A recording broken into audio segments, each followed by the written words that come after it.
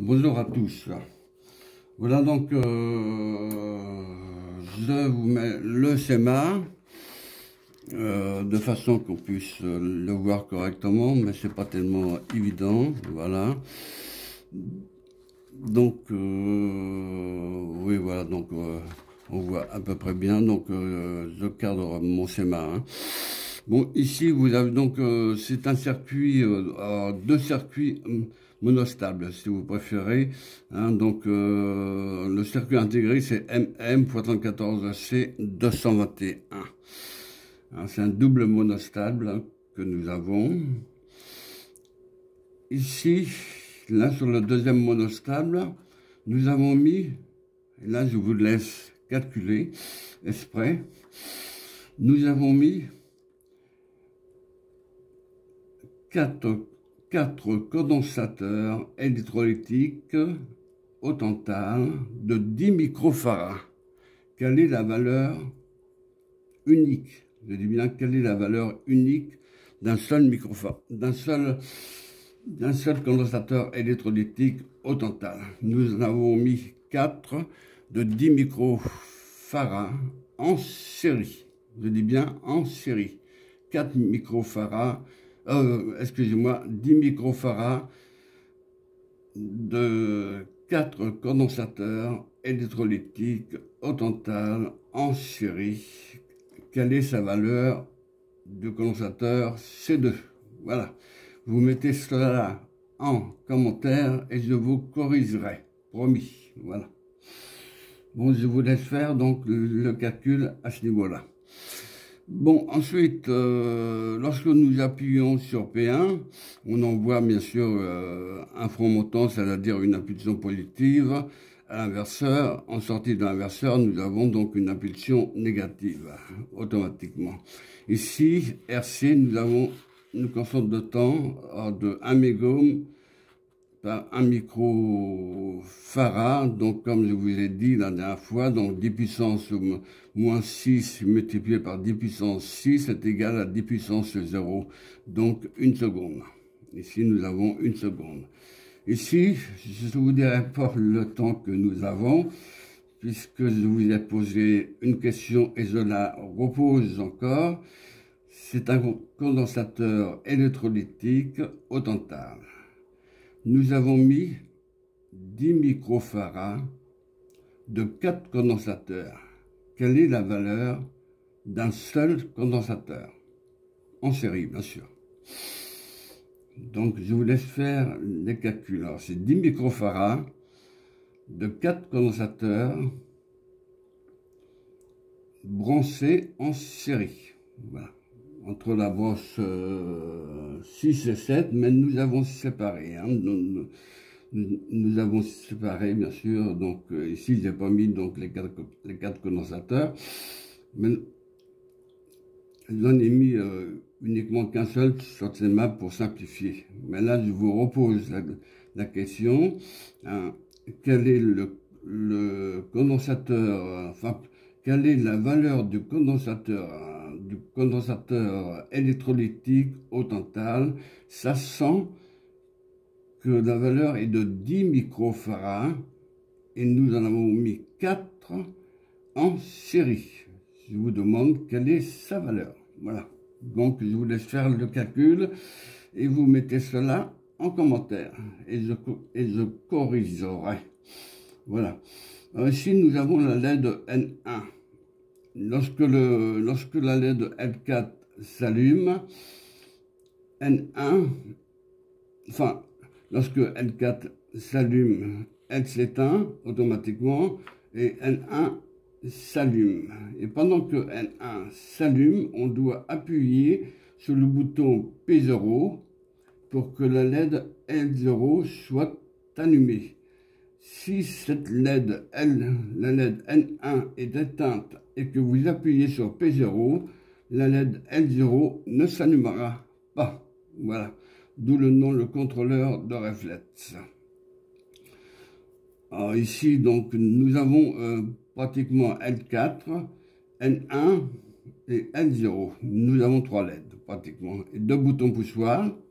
Hein, donc, P0 qui se trouve ici, toujours avec un front montant, donc une impulsion positive qui permet de déclencher la bascule.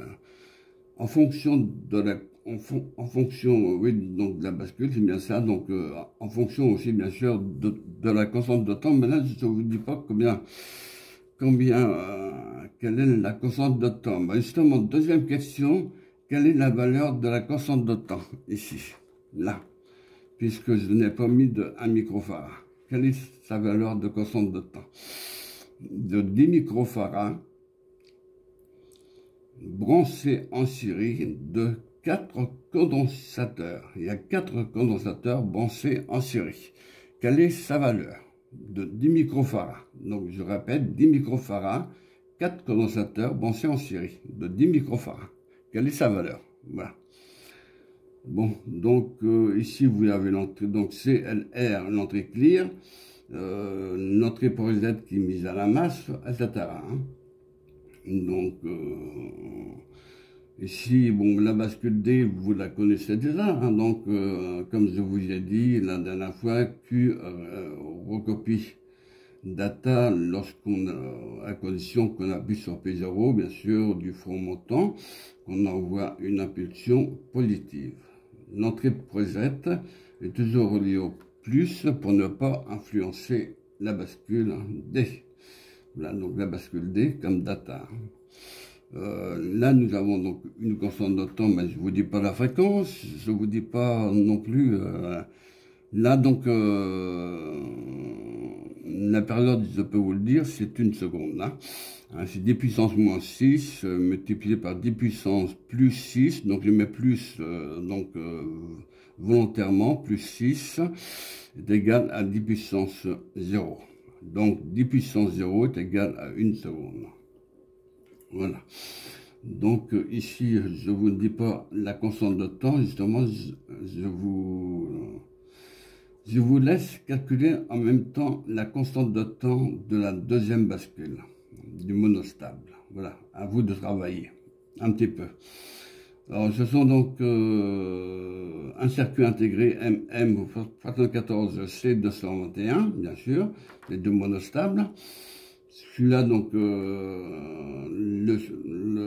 la bascule D, donc c'est MM74C74. Hein, donc, vous devez donc connaître la bascule D, hein, parce que nous avons clairement expliqué beaucoup de fois même, je dirais, sur la bascule D, hein, parce qu'il faut savoir que nous l'avons expliqué sur plusieurs vidéos. Hein.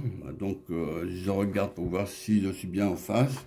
Ouais, c'est pas tellement évident encore. Hein. Donc, mon papier, donc voilà. Donc, il faudra qu'il soit comme ça. Voilà. Donc, alors ici, donc, l'entrée clear, l'entrée data. Donc, comme je vous ai dit, donc, Q recopie toujours data. Hein, condition d'appuyer sur P0, bien sûr. Ici, nous avons P1 qui permet donc de déclencher la première bascule monostable. Hein, donc, L4 va s'allumer la première et ainsi de suite. Hein. Nous allons donc, avant de passer à la pratique, ici nous avons donc la deuxième constante de temps. Je vous laisse calculer la constante de temps. Donc je répète, hein, nous avons 4 condensateurs de 10 microfarads branchés en série. Quelle est sa valeur, d'une part, et d'autre part, quelle est sa fréquence, et même voir quelle est sa période. Je vous laisse calculer là. Voilà. Je vous donnerai toutes les réponses possibles. Et si vous n'avez pas bien compris, n'ayez pas peur de me laisser un commentaire. Et je tiens à remercier les 2 internautes qui m'ont laissé un commentaire juste la vidéo 136, si j'ai une bonne mémoire. Donc, oui, c'est 136 vidéos. Oui, j'en ai déjà 136. Vidéo sur la première scène. Voilà. Donc, ici, bon, bah, rien d'extraordinaire, mis à part que je vous demande de calculer la période, la fréquence et quelle est la valeur du condensateur électrolytique au tantale, sachant qu'elle est branchée, sachant qu'ils sont branchés 10 microfarads en série. Donc nous avons 4 condensateurs en série de 10 microfarads. Quelle est sa valeur? Voilà. Donc je vous en dis un peu plus là. Voilà. Donc je vous laisse faire. Je vous laisse faire calculer la fréquence, calculer la période et quelle est la valeur du condensateur. Il y a 3 questions, donc je vous répondrai. Voilà, donc on va passer à la pratique. Bon, ça, j'en ai plus besoin. Bon. Ainsi, voilà, donc nous avons branché donc un scope, donc je vais direct, bah, c'est déjà fait. Donc voilà, les impulsions que vous voyez ici, hein, donc les impulsions, alors, je pense que vous allez pouvoir le voir, donc les petits traits, donc vous avez donc une petite impulsion de charge et de décharge du condensateur. Les traits bleus, les 4 traits bleus là, au milieu de l'écran. En parlant de l'écran LCD, nous avons donc 1, 2, 3, 4, 5, 6, hein, donc 6 périodes là. Donc pratiquement, puisque nous avons calibré cela donc à combien déjà? Donc à 500 millivolts. Voilà. Donc il faut savoir que les courbes, il ne faut pas que ça dépasse de l'écran. Hein. Il faut que ça reste bien sur l'écran de façon que ça soit impeccable. Donc pour commencer, donc j'ai allumé donc mon digiLab, bien sûr. Le SW0, on se sert uniquement que le SW0. Hein. Le SW0, comme je vous ai fait montrer, non, pas sur ce schéma-là, comme je vous ai fait montrer, le SW0, c'est l'entrée clear. Hein. Donc, c'est pour effacer la bascule. Hein. Voilà. Donc, donc, la bascule se trouve ici, hein, donc sur ICIT. Voilà, donc ici vous avez donc la charge et la décharge du condensateur. La charge et la décharge du condensateur. Hein, donc voilà. Donc lorsque j'appuie sur P0, regardez bien le scope et regardez bien la LED L0 et L1 et L4. Hein. On travaille sur 3 LED, hein, L0, L1, L4. Avec l'interrupteur SW0. P1 et P0. On travaille uniquement qu'avec ça. Donc, je vais mettre SW0 sur la position 1 pour que l'entrée clear soit désactivée. Voilà. Donc, je vais appuyer sur P0. Regardez bien les LED. L4 s'allume. L1 s'allume après et elle va s'éteindre quelques secondes. Voilà, donc si j'appuie sur P0, rien ne se passe. Bon, donc je laisse l'entrée clear. Il faut attendre que, voilà, hop, il faut que la LED L1 soit allumée pour que la LED L0 soit allumée. Pendant que l'allumage de L1, il faut appuyer sur le bouton P0 pour pouvoir allumer L0. Voilà. Si vous allumez après, donc là je l'éteins, si vous allumez après, qu'est-ce qui se passe? Je vais faire l'essai devant vous. Voilà, donc N1, donc je vais le laisser éteindre. Voilà, il appuie sur P0. Vous voyez, L0 ne s'allume pas parce que j'ai dépassé la constante de temps. Voilà. Bon. Je vous laisse calculer la constante de temps. Bon. Donc, L0, donc là, j'appuie puisque la LED L1 est allumée. Donc, j'ai le temps donc d'appuyer sur sur le bouton P0 pour allumer la LED L0. Vous voyez, donc la LED L0 est allumée. Donc rien d'anormal. Alors regardez l'oscilloscope. Vous voyez, donc le condensateur se charge et se décharge au fur et à mesure. Lorsque la LED L4 qui s'allume surtout, et là elle s'éteint, le condensateur se décharge vers le bas. Ensuite, il va reprendre sa position initiale. Voilà. Comme il vient de faire là, donc la position initiale aussi. Hein, donc la courbe de charge exponentielle. Là, bon, c'est un peu serré, mais enfin, donc je peux le mettre voilà, un peu plus large pour mieux voir. Donc vous avez la courbe de charge exponentielle ici. Hein, et la courbe de décharge exponentielle.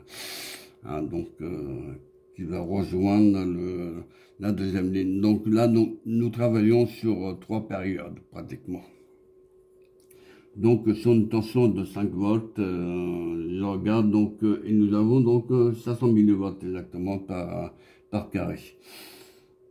Alors donc, le cadrage, ça s'appelle, parce qu'il y en a beaucoup qui se trompent à ce niveau-là, ça s'appelle le réticule.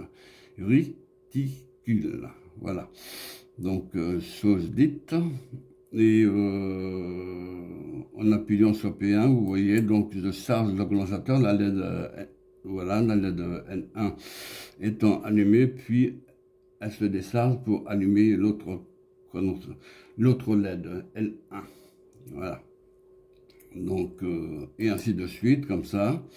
Donc, vous voyez, donc, la LED 1 s'allume, puis elle s'éteint. Voilà, donc maintenant, l'oscillogramme, ça s'appelle. Donc, l'oscillogramme reste à sa position initiale.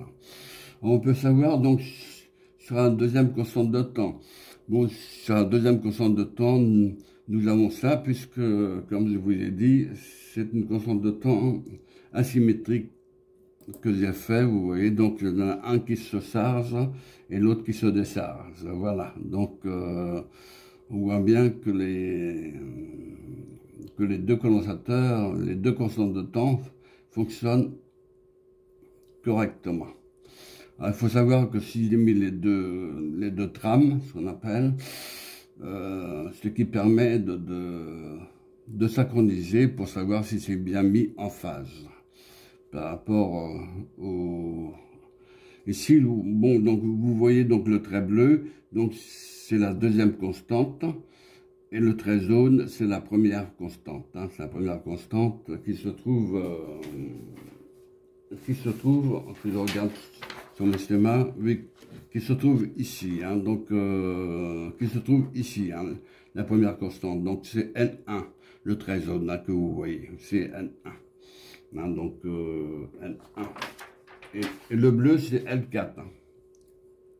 Bon, je vais éteindre donc le premier canal là, pour l'instant pour analyser le spectrum ou le spectre si vous préférez. Vous voyez donc là donc il se charge pour revenir à sa position initiale. Voilà.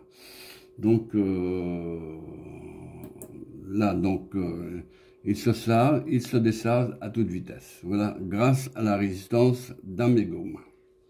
Voilà, donc il reprend sa position initiale, ce qui est tout à fait normal. Bon, bien sûr, donc il y a beaucoup de boutons, il accorde deux rangées de boutons. Bon, pour l'instant, donc là, c'est un circuit simple, mais au fur et à mesure, ne vous inquiétez pas, je vais vous apprendre comment se servir d'un oscilloscope. Hein, c'est pas bien compliqué, hein, donc sur chaque carreau, là, c'est réglé sur 500 millivolts. Hein, donc, moi, j'ai réglé sur 500 millivolts. Ça fait donc, ici, là, vous avez un petit carré qui vous indique donc la valeur. Hein, et là, donc,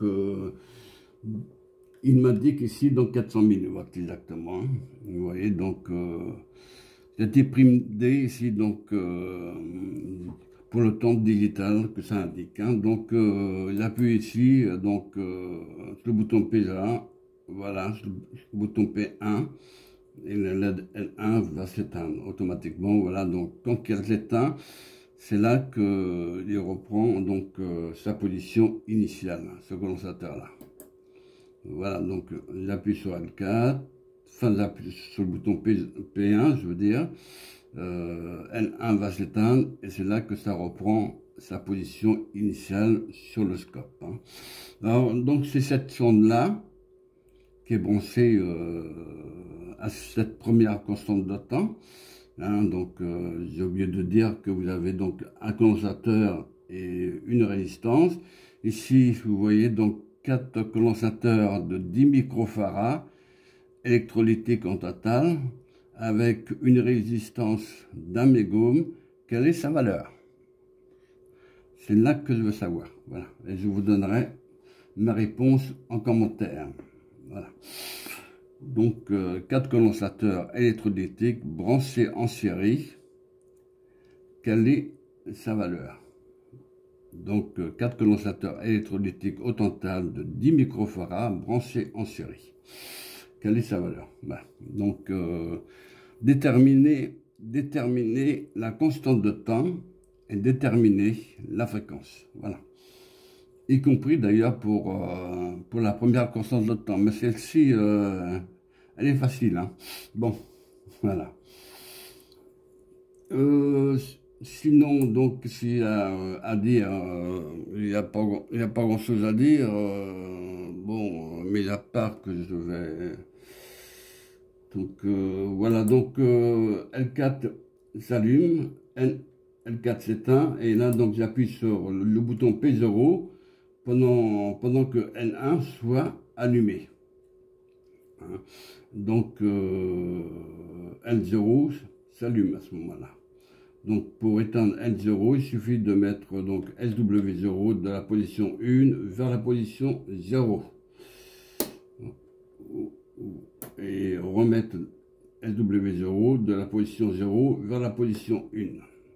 Ensuite, d'appuyer sur le bouton P1 pour allumer L4. L4 doit s'éteindre et allumer N1. Voilà. Et maintenant N1 qui s'éteint, maintenant est-ce que je peux allumer P0? Ma réponse est non, bien sûr. Donc je détermine, donc j'appuie d'abord sur le bouton P1, voilà, et j'appuie sur P0 après, pendant que cette LED L1 soit allumée. Si j'appuie après, la LED L0 ne s'allume pas, à savoir celle-là. Donc là, pour l'instant, elle est allumée. Donc je recommence l'essai. J'appuie sur L4, sur P0, L4 s'allume, L1 s'allume après. Donc vous verrez donc la constante de temps par rapport à celle-ci. Bon, voilà. Là donc je peux plus allumer L0, même en appuyant sur le bouton P0, puisque j'ai dépassé la constante de temps. Donc je recommence, j'appuie sur P1, L4 s'allume, L4 s'éteint et L1 s'allume. Et j'allume, bien sûr, j'appuie sur le bouton P0 pour pouvoir allumer L0. Voilà, donc là j'ai gagné. Voilà. Mais donc c'est une expérience pour vous apprendre, en quelque sorte, comment que ça fonctionne le circuit intégré. Voilà. Donc ensuite on va vers le montage P0, donc vers le montage comment dire du circuit monostable. Hein, donc là il y en a deux, hein, donc le circuit monostable MM74C221 qui correspond à celle-ci, hein, donc 74C221. Voilà. Sinon, donc, vous avez donc, oui, j'ai oublié, donc, vous avez une bascule D, hein, une bascule D, donc, qui se trouve ici, hein, à l'emplacement où c'est que je mis, donc, que je mets mon pilon noir. Hein. Donc là, vous avez une bascule D. Vous voyez, donc, L0 reste allumé tant que je n'ai pas mis clear à 0. Voilà. Là, j'ai mis clear à 0 de la position 1 vers la position 0. Donc,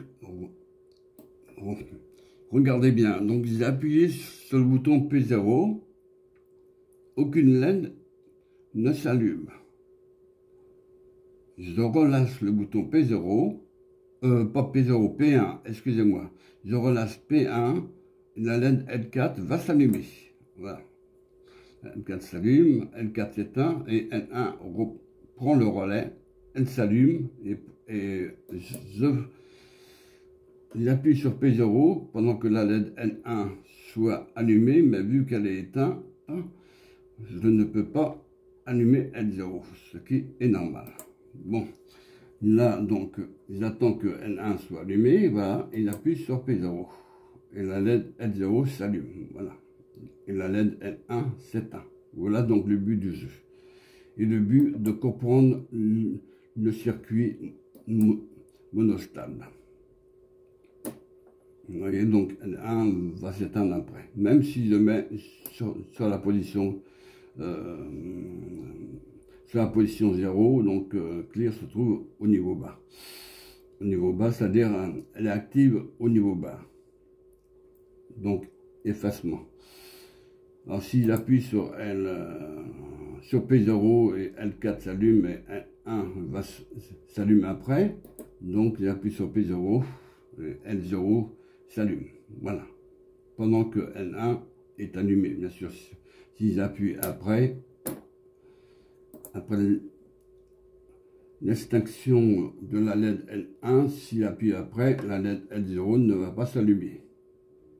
Voilà, vous voyez. Donc, voilà, donc je recommence l'opération en appuyant sur P1. Et voilà, et L1 allumé, L0 allumé, puisque j'ai respecté le laps de temps sur L1. Pendant qu'elle était allumée, j'ai appuyé sur le bouton P0, ce qui permet d'allumer L0. Voilà. Donc le principe du jeu. Donc c'est un jeu relativement facile, hein, donc L1, donc j'appuie dessus. Donc, ah oui, donc j'ai oublié de mettre, bah, trop tard. Donc, vous avez oublié de j'étais sur la position clear, donc ça ne pouvait pas fonctionner correctement. Voilà, tac, et voilà. L1 est allumé, donc je peux appuyer sur le bouton P0, ce qui permet d'allumer L0. Voilà. Donc, et pour éteindre aussi. Donc on peut appuyer sur le bouton P0 en même temps.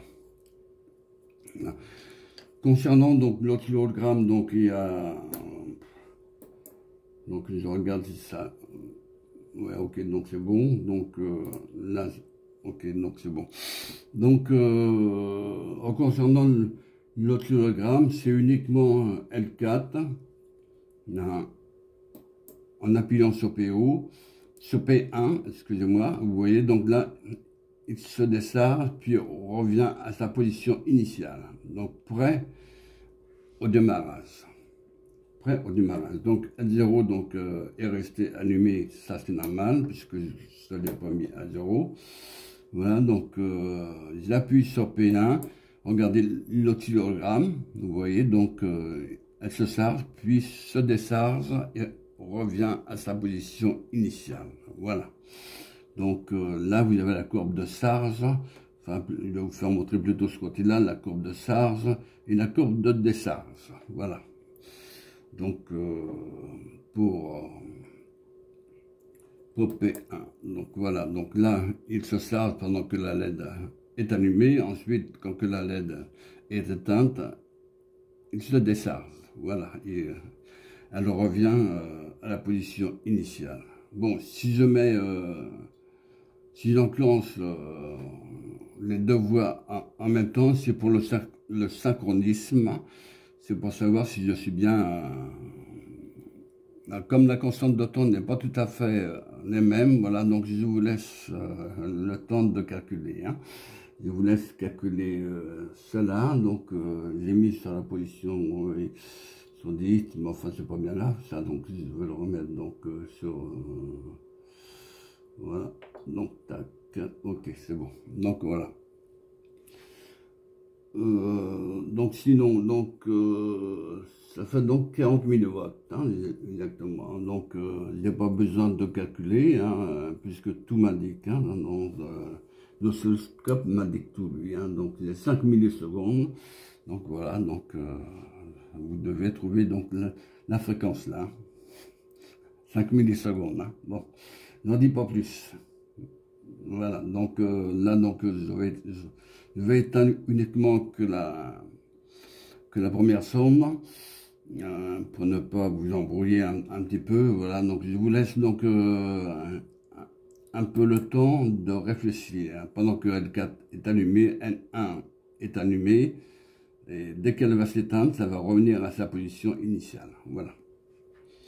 Vous comprenez donc le principe, voilà, donc L4 est allumé, donc quand que L4 est allumé, ça veut dire le condensateur se charge, et quand que N1 est éteinte, le condensateur se décharge. Voilà. Là, il se charge, il se décharge pendant l'allumage. Voilà. L0, L1 est éteinte.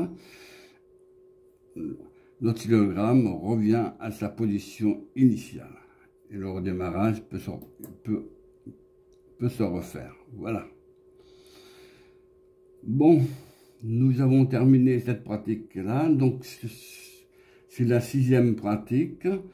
Je vous envoie donc à la 6e, je vous renvoie à la 6e théorie. Je vous laisse le temps d'admirer l'oscillogramme. Hein. Je peux mettre même les deux, mais enfin, donc j'ai peur que ça vous embrouille les deux, donc je préfère éteindre un seul, hein. Donc je préfère mettre donc ce canal là, ce qui permet de bien voir, hein. Donc vous avez une petite courbe ici exponentielle, mais ça c'est normal, hein. C'est le condensateur qui vous fait ça. Il faut savoir que les composants ne sont jamais parfaits, hein. Oui, je le répète, ils ne sont jamais parfaits. Je prends un exemple dans une télévision en couleur, puisque je suis spécialisé à ce niveau-là. Quand j'aurai 1 minute, je démontrerai une télévision en couleur et je vous ferai voir pas mal de choses sur l'oscillogramme. Et croyez-moi qu'il y a plein de défauts. Je peux vous dire, c'est pourquoi que nous avons beaucoup de circuits correcteurs. Voilà, donc c'est pourquoi qu'il y a beaucoup de circuits, notamment sur les tubes cathodiques. Hein. Les plasmas sont, enfin pas les plasmas, mais les plats donc les LCD et les LED sont relativement faciles à dépanner. Hein. Donc pas besoin d'être ingénieur pour comprendre ce principe-là. Les tubes cathodiques sont beaucoup plus difficiles à dépanner. Hein. Donc les anciennes télé sont très difficiles à dépanner. Vous avez des pannes classiques, c'est une panne d'alimentation, c'est une panne classique, quoique quand je dis une panne classique, ça dépend quelle alimentation. Vous avez les alimentations classiques et les alimentations à découpage. Si vous avez une panne dans l'alimentation à découpage, parfois ce n'est pas aussi simple. Voilà. Mais parce qu'il y en a beaucoup qui disent que l'électronique, que c'est assez simple. Maintenant, c'est pas aussi simple que cela. Croyez-moi. Même moi, j'arrive comment dire, à me tromper parfois. Donc là, vous voyez, donc le condensateur se charge, le condensateur se décharge. Hein, voilà. Donc ici, on voit donc légèrement donc la courbe exponentielle de charge ici. Ah oui, donc du condensateur. Alors, de la première constante de temps, c'est celle-ci. Hein, voilà. Donc voilà, et l'autre, donc c'est systématiquement, elle est synchronisée par rapport donc à la première constante de temps. Mais ça c'est normal, là que vous voyez donc le trait jaune, donc est bien en phase par rapport à la première constante de temps. Donc je vais éteindre donc le premier canal, voilà, pour qu'on puisse voir bien donc la courbe de Sars ici, voilà. Vous voyez donc la courbe de Sars de chaque côté, ici là notamment aussi on le voit bien, hein. Donc j'espère que vous voyez mon crayon noir, voilà, donc parce que il commence à faire nuit là, donc comme je veux pas allumer la lumière, voilà, donc oui, pour mieux voir sur l'oscilloscope, voilà. Sinon donc là je pense que vous voyez, donc là il se décharge et va revenir à sa position initiale, voilà. Donc la charge exponentielle se trouve là. Et se trouve ici également la charge exponentielle. Et ici, donc, nous avons donc la charge exponentielle également, donc vers le haut, hein, que je vous parle, donc au niveau du front.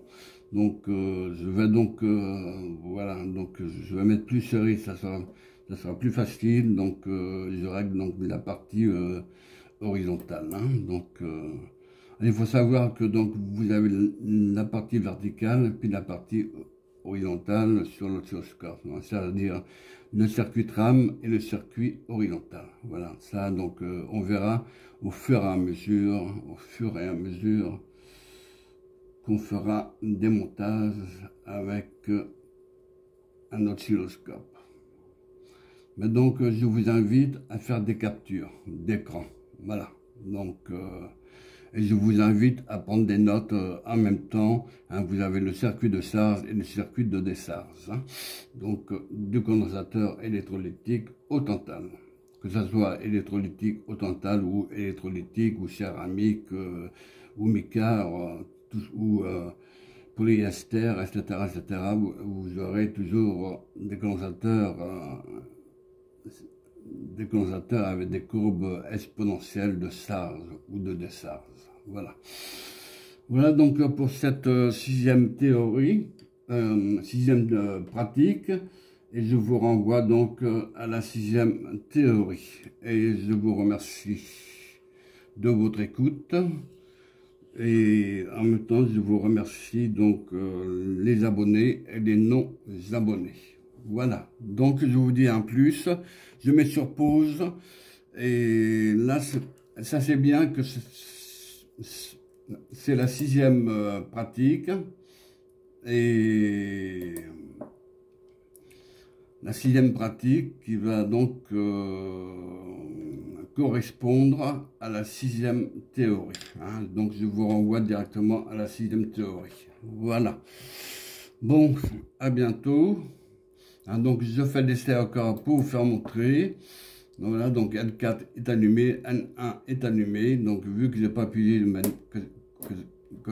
voilà, donc maintenant je peux appuyer sur P0. Vous voyez, donc L0 n'est pas allumé. Donc si j'appuie sur P1, la LED L4 s'allume. Ensuite la LED N1 s'allume. Et c'est pendant ce laps de temps là, il faut que la LED N1 s'allume pour allumer L0. Si N1 est éteinte, même si j'appuie sur P0, la LED ne pourra pas s'allumer. Voilà. Donc, j'appuie sur P1, L4 s'allume, N1 s'allume également, et j'appuie sur P0 avant que N1 éteinte. Voilà, donc L0 allumé. Voilà. Donc, je vous laisse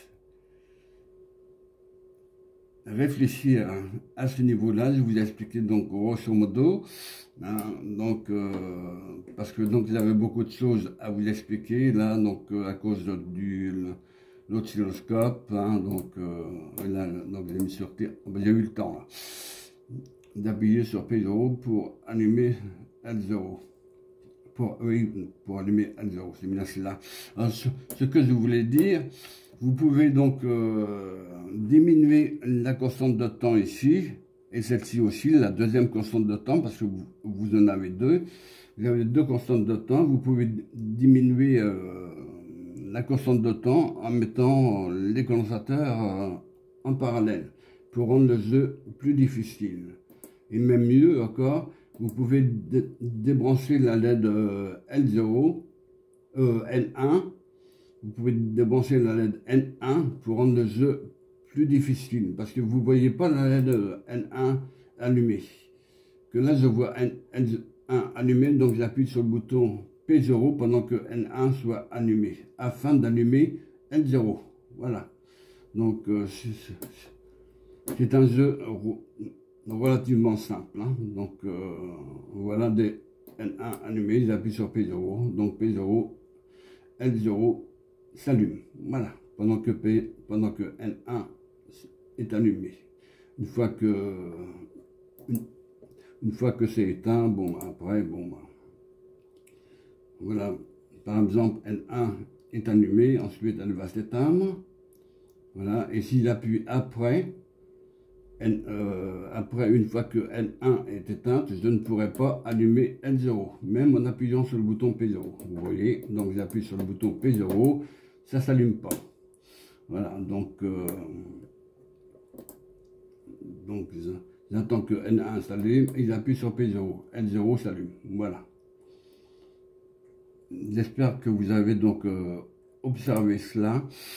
Et vous voyez, donc j'éteins l'interrupteur. Bon, ça c'est normal parce que bon, c'est le condensateur qui reste chargé vu que c'est une résistance quand même de 1 mégohm de chaque côté. Hein. Donc voilà donc ce que ça donne. Hein. Donc sur le condensateur, vous avez la courbe de charge exponentielle et de décharge, hein, qui sont un peu serrées par rapport à l'une et l'autre. Hein. Donc la courbe de charge exponentielle et la courbe exponentielle de décharge sont un peu serrées. Hein. Donc on distingue mal, mais enfin donc on voit quand même. Hein. Donc vous voyez donc la courbe de charge exponentielle, on la voit ici. La courbe de charge exponentielle. Donc je dilate vous voyez donc tac, aussitôt que N1 s'allume, et ça va revenir à sa position initiale. Voilà. Donc quand N1 est éteinte. Voilà. Bon, sur ce, donc je vous renvoie à la théorie pour que vous puissiez étudier cela. Et je vous remercie de votre écoute et à bientôt. Voilà. À bientôt. Donc, on a vu parce que donc là, voilà, donc je laisse donc allumer pour histoire. Donc, bon, là, donc on va mettre à sa position initiale. Voilà, donc on va éteindre L0. Voilà. Donc la courbe reste en position initiale. Elle attend les instructions, si vous préférez. Donc, tant que je ne lui donne pas les instructions, la courbe restera, donc la courbe en bleu que vous voyez sur l'oscilloscope, restera comme ça. Voilà. Si j'appuie sur le P1, le bouton P1, là, se charge, le condensateur, puis se décharge lorsque la LED N1 est allumée. Et ensuite, lorsque la LED N1 est éteinte, la courbe, elle revient à sa position initiale. Voilà. Voilà pour l'instant. Bon, donc, bon courage pour l'étude. Et donc, n'oubliez pas, pour les 3 questions que je vous ai posées, hein, notamment le condensateur électrolytique 10 microfarads, sachant qu'il y a 4 condensateurs branchés en série. Quelle est sa valeur? Quelle est sa fréquence? Quelle est sa période? Voilà, il y a 3 questions. Branchés en série. Bon, sur ce, je vous souhaite bonne fin de soirée et je mets cela sur pause. Voilà, pour faire la théorie après.